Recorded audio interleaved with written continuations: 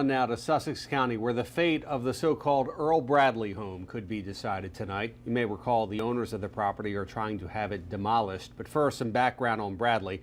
Earl Bradley, often considered the most horrific pedophile in U.S. history. He molested some 103 children as young as 3 months old while working as a LEWES pediatrician.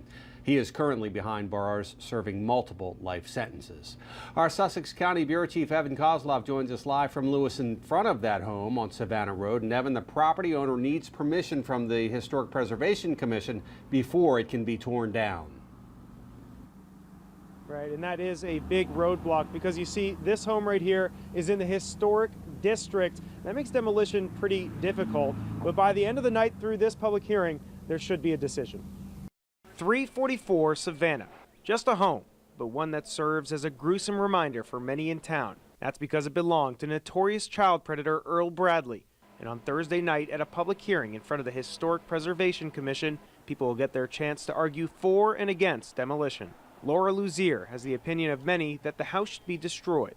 For the victims, it probably brings back a lot of bad emotions, a lot of terrible thoughts if they drive by of what happened and who lived there. And this is the argument from the applicant as well. The Bethel United Methodist Church was given the property as a donation and has had trouble selling it due to the stigma attached to it. And so now, despite the historic nature of the home, they're trying to tear it down instead. We're asking the commission to make an exception, said Pastor Earl Baker in a statement, because Bradley's heinous acts were so unparalleled in American history. But demolition in the historic district is a tough sell, according to chairperson Elaine Simmerman.